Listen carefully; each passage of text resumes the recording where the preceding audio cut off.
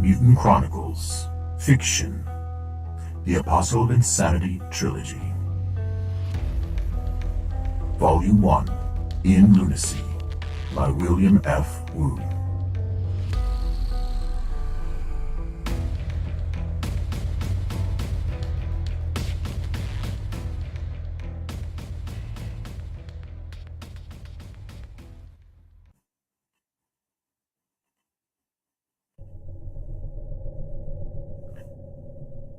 Chapter 17.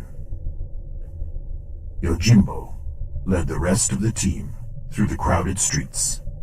He had kept them together in case they got a lead sometime today. At that point, he intended to split his companions into two squads, one to check the new lead and one to keep searching for more leads. Are we going to spend all day at this? Klaus demanded. We have to check this area of Lunacy, said Yojimbo, halting to speak to him. Like hell, said Klaus, stopping next to a concrete kiosk. He leaned against it with feigned wariness. Anybody would have walked right in behind us. Yojimbo, using his Mishima training, had led everyone on a systematic search pattern through the city in an effort to either spot heretics or necromutants, or to buy information about such sightings. Even by late afternoon, however, they had found nothing. Yojimbo knew that his subordinates were becoming bored and restless. Klaus has a point, said Vic, but his tone was much more relaxed.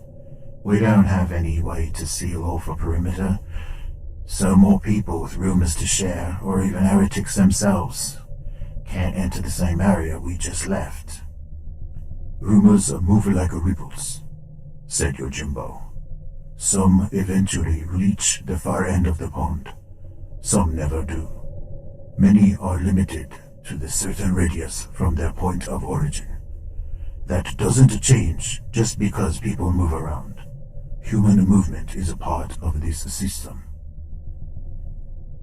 This still feels like a waste of time, said Skipper, toying with a lock of her rich brown hair. We don't have anything to show for our day's work, do we? No. Yojimbo could not argue with that. Most of the day is shot now anyhow, said Faye. Why don't we take a break and talk about a new approach? Or Klaus and I can take a walk on our own. I will call the Whiz Kid. Yojimbo pulled out his belt computer. This was a critical time for him.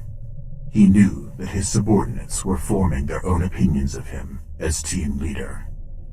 He would earn or lose their respect quickly, no matter how much he was paying them.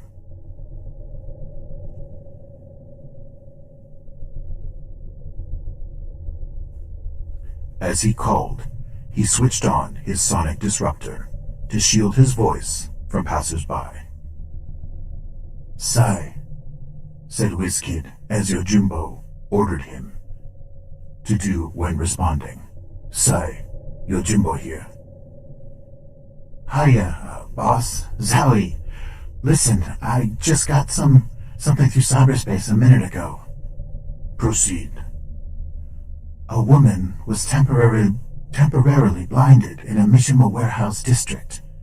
Supposedly, she was part of a group that had been teasing some crazy guy in a Brotherhood tunic.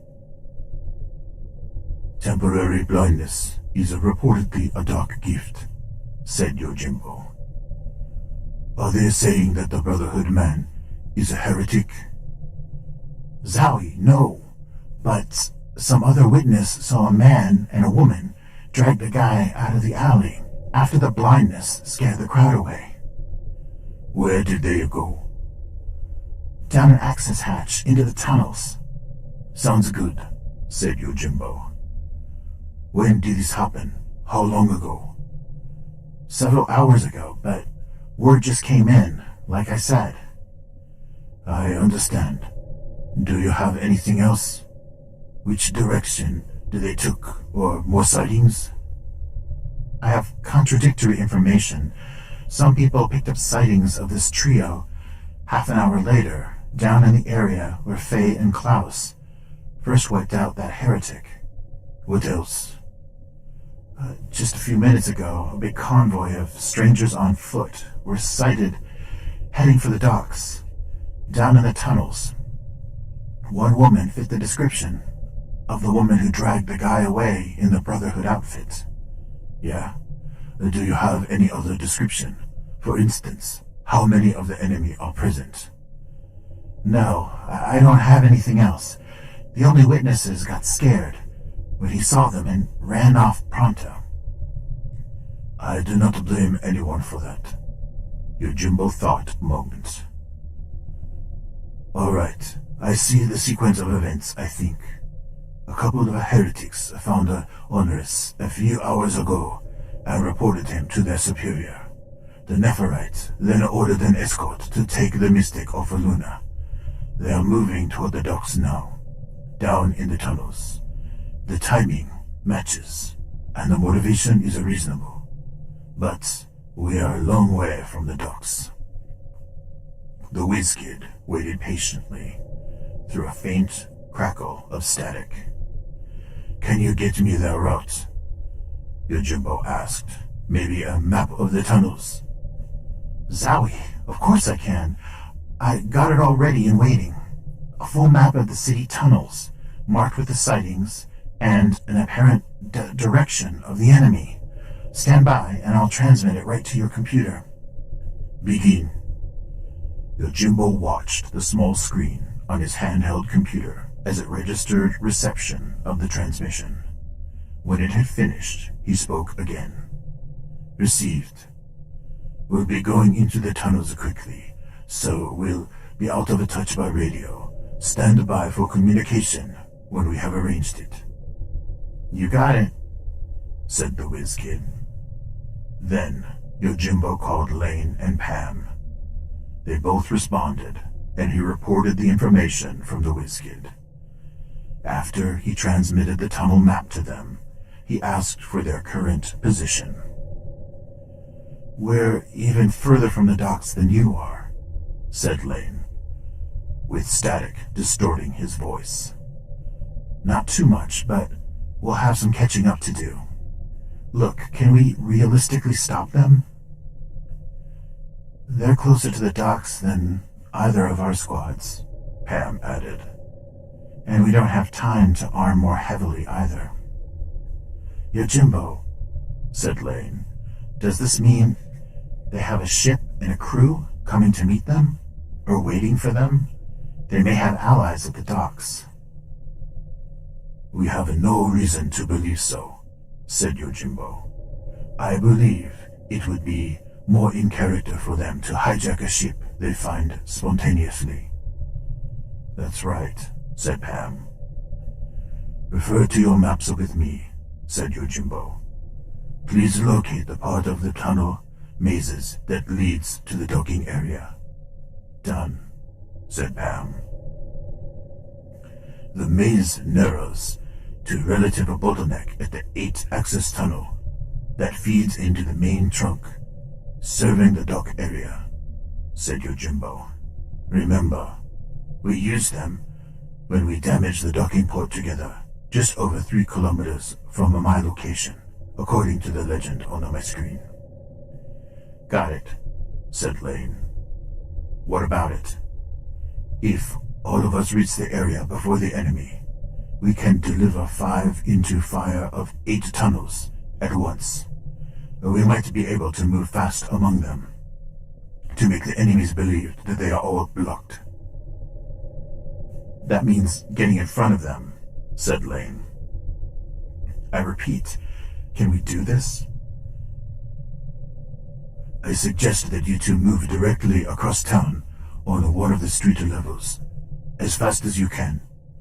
Take any transportation that looks good at the time, going straight into the docks, and try to beat the enemy there. They still have a big head start, said Pam. We're about 4 kilometers away, but we can take a shot at it. Down in the maze, the enemy cannot move in a straight line, said Yojimbo. Their indirect route will slow them down. Also, we'll try to get close enough to begin delaying action somehow. If we are successful, you may still reach the bottleneck before they do. The 2 of us can't block all 8 access tunnels, said Lane. Don't worry about that, said Yojimbo. Without 2, we cannot block them either, but we still have them in a crossfire. Ready? We're moving out, said Lane. Yojimbo stashed his belt computer and turned off the sonic disruptor. We've been watching your facial expressions, said Faye. Something's up. What is it? Our big break has arrived, said Yojimbo, looking around for the nearest access hatch into the tunnels. I will brief you as we go, as soon as we're in the tunnels, safely out of hearing. Where's the closest hatch? Over there, Vic pointed out. A block forward, through the normal press of pedestrians. Come on. Easily, the biggest member of the team, he pushed his way forward, leading the others in single file. He yanked open the access hatch and started down the ladder, reaching back with one hand to keep his big Gehenna puker on his back from catching the edge of the opening.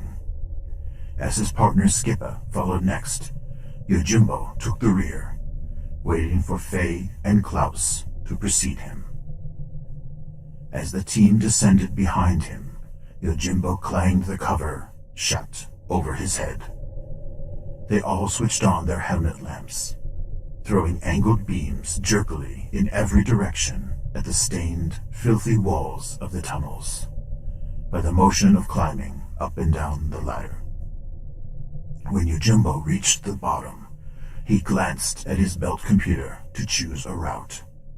He transmitted the tunnel maze to each of their belt computers, then pushed past to take the lead at a jog. As he picked his way through the maze, he briefed them on their current maneuver. We don't have the best weaponry with us, Vic warned. First in the file behind Yojimbo. My Gehenna puker is the biggest weapon we have. Otherwise, we're using light machine guns and sidearms, right? That's true, said Faye from further back. Figures, Klaus muttered. We finally get our break and we don't have time to arm properly.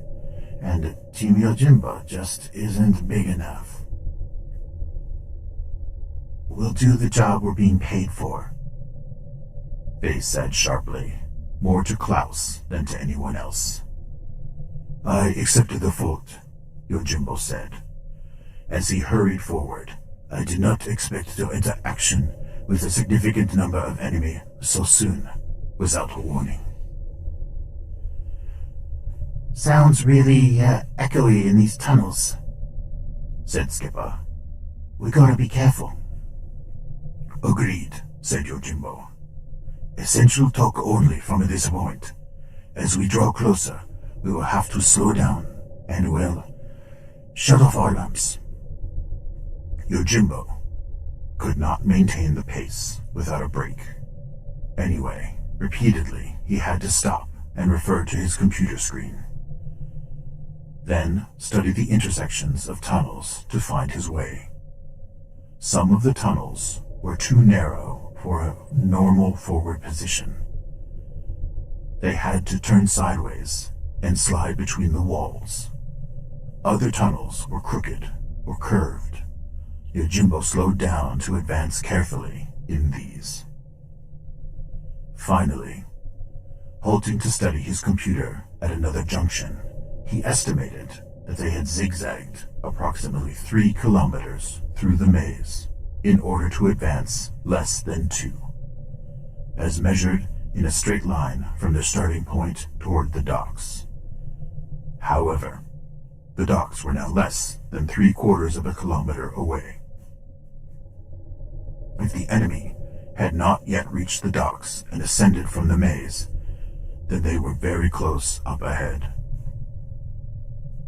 He turned and motioned for silence to the team behind him. Then he switched off his headlamp. They turned off theirs as well. Now, in total darkness, Yojimbo, his Wind Rider in the ready position, advanced carefully. He felt gently for each forward step before putting his weight down, and trailed his left hand on the wall as a reference point. Behind Yojimbo, his team also moved fairly quietly. On the hard surface of the tunnel floor, however, they could not move quickly in complete silence, and the skittering of unseen vermin would also reveal their presence. Yojimbo had to accept this as a calculated risk. Ahead, Yojimbo heard nothing. He carefully turned a corner, and a sudden feeling of overwhelming fear suddenly swept over him. Momentarily disoriented by the fear, he stumbled forward, surprised and unable to act or speak. He fell to his knees, his Wind Rider clattering against the floor of the tunnel as it dangled from his shoulder strap. Over his head, the massive flame of Vic's Gehenna Puker shot forward down the tunnel, suddenly illuminating the passage. Yojimbo glimpsed 3 human figures about 15 meters ahead, before 2 darted around the corner. The third flashed up helplessly, then fell, burning to the floor of the tunnel. Yojimbo's sheer terror disappeared at once. Embarrassed, he felt for his Wind Rider. "Stay down," Vic ordered. Stepping over Yojimbo, he let the flame shut off for a moment. Then he shot it forward. No one became visible in its light this time. More team members advanced with Vic. Yojimbo understood that the fear had been artificially induced by the psychic power of the heretic, paralyzing almost as much from surprise as from the fear itself. Now, at the end of the file, he got up and moved forward. Walking point, Vic shot his flame forward again, then suddenly staggered, collapsing with one wall. By the light of the flame, Yojimbo saw Skippa come up behind Vic and hold the Gehenna Puker steady. Then, she took it from him and swung it around the corner.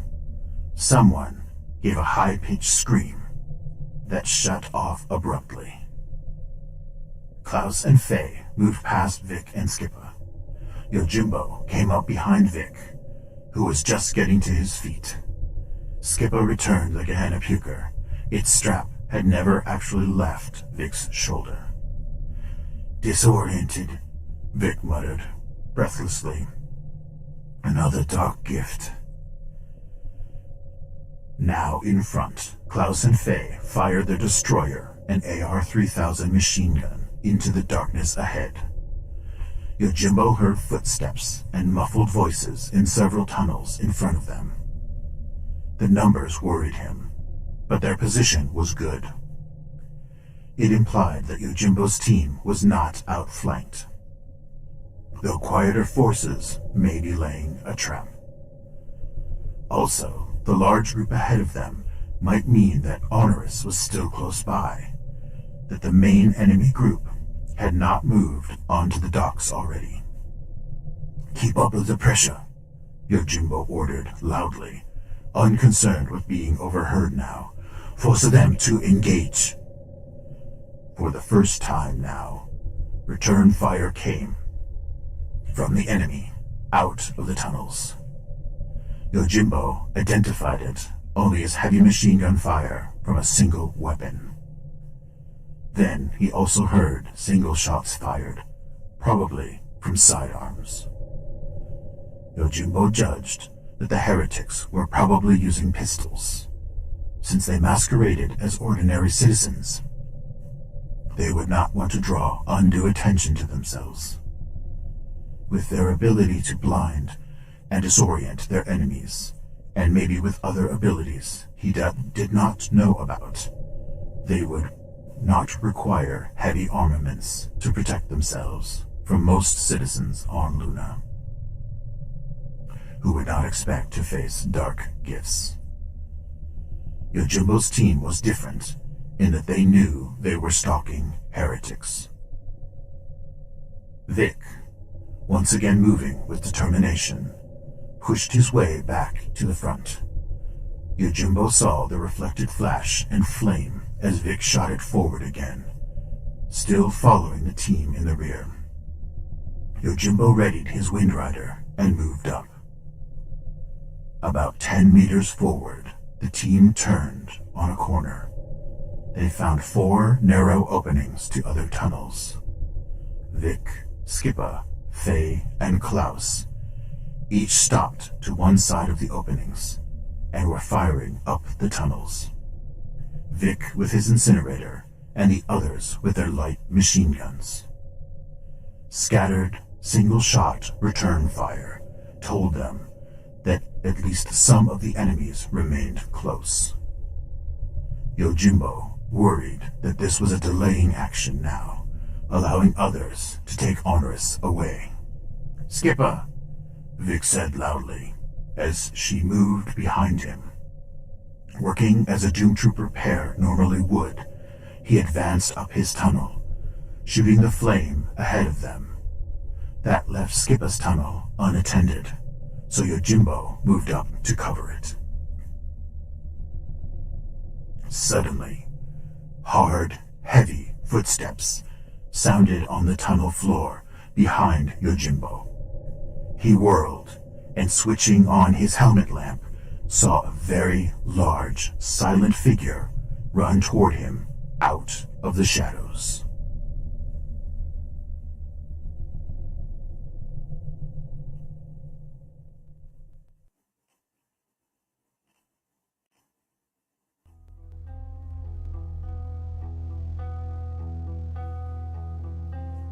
Mutant Chronicles Fiction.